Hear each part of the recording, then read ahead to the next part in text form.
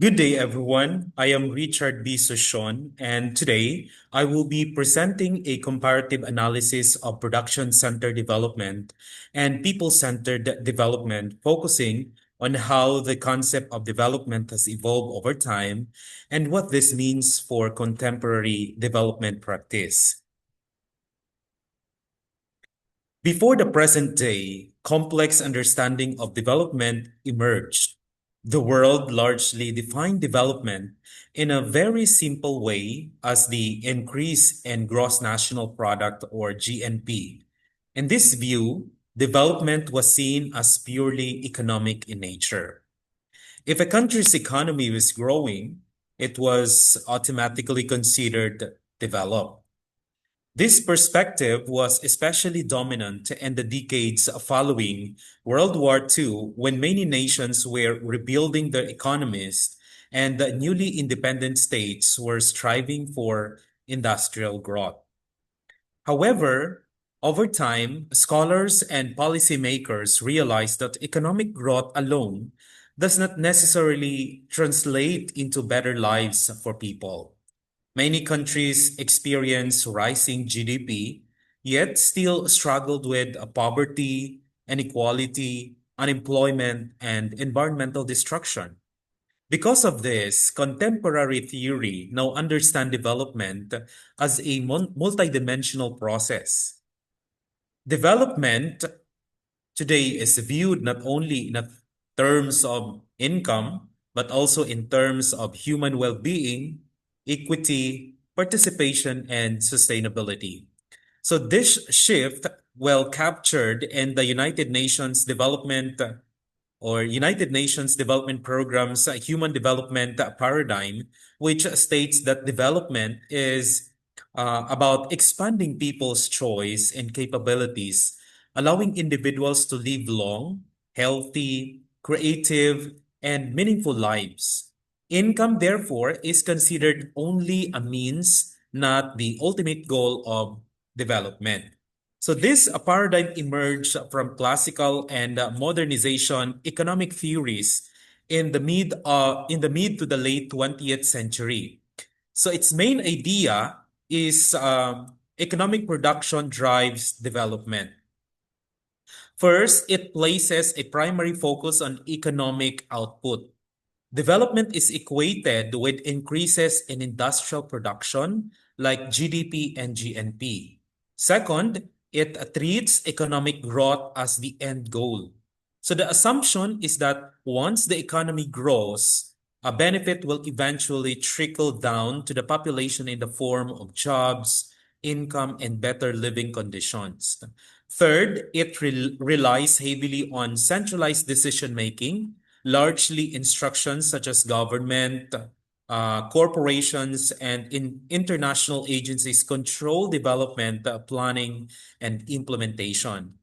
Finally, it often emphasizes resource exploitation, using natural resources and large scale industrial processes to maximize production.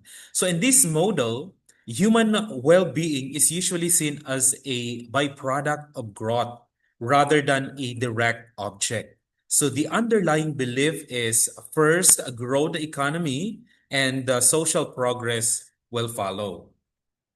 In contrast, a people-centered development, also known as the human-centered or human development, places people at the heart of development. So this approach was strongly articulated by David Korten and other scholars as a response to the limitations of production-centered approaches. First, a people-centered development asserts that well-being is central. So meaning to say the main goal is to enhance human growth, dignity, equity, and quality of life, not simply to increase production.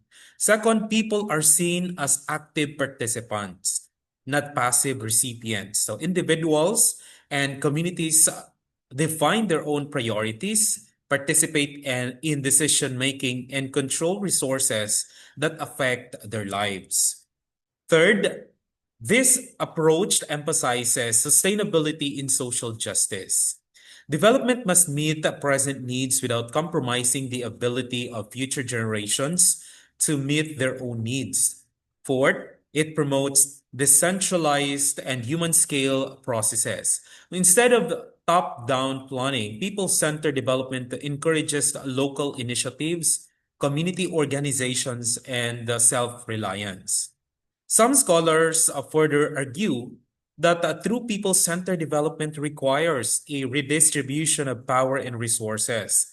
So communities can genuinely shape their own development paths.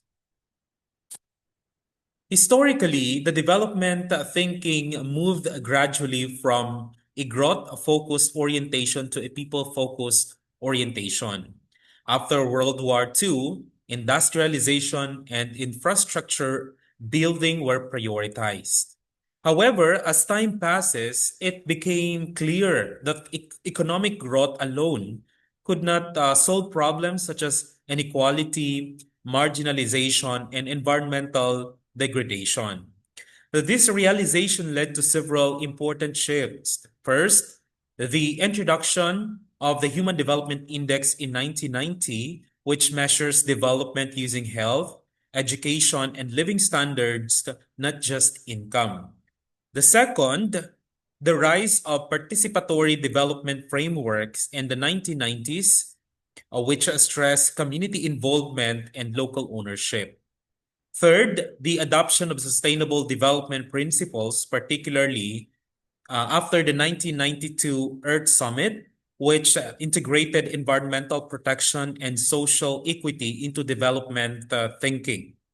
So these changes reflect a transition from an output-centric worldview to one that emphasizes human dignity, rights, and agency. So let's discuss the comparative analysis of production versus people-centered development according to Corten and Klaus 1984. So when it comes to logic, production-centered development focuses on exploitation of natural resources to produce greater amounts of goods and services and create massified consumer societies to absorb them.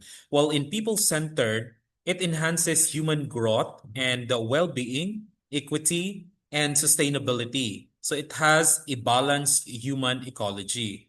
As to the delivery mechanism, production-centered focuses on large organizations such as corporations and bureaucracies, maximizing throughputs via centrally controlled, functionally defined, and globally linked processes. While on the people-centered, individual as actors defining goals, controlling resources, and directing processes that affect their lives. Local initiatives and participation. Self-organizing system built around human scale, organizational units, self-reliant communities. As to their objectives, in production-centered, economic growth with human well-being as byproduct, creation of wealth, trickle-down effect on social welfare. While on people-centered, human growth in realizing potentials, high quality of life, a community welfare first, economic surplus as by product.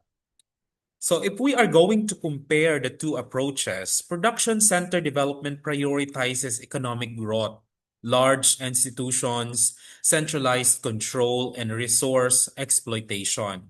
People-centered development prioritizes human well-being, community participation, sustainability, and empowerment. In production-centered development, human welfare is a byproduct. In people-centered development, human welfare is the primary objective. Today, people-centered principles are strongly reflected in the United Nations Sustainable Development Goals. The SDGs emphasize poverty reduction, quality education, good health, gender equality, decent work, reduce inequalities, and environmental sustainability. While economic growth remains important, it is viewed as a tool rather than the ultimate purpose of development. Research on participation and development consistently shows that development programs are more effective and sustainable when people are involved in planning, decision making, and implementation. So, in conclusion, the production center development played an important historical role in global economic transformation. However, its limitations have made it clear that growth alone does not guarantee human well being. People centered development offers a more holistic and ethical framework. It recognizes people not as passive beneficiaries, but as an active agents of change. Ultimately, authentic and sustainable development is not measured by how much a country produces, but by how well its people live. So that ends my presentation. These are my references. Thank you for listening. God bless.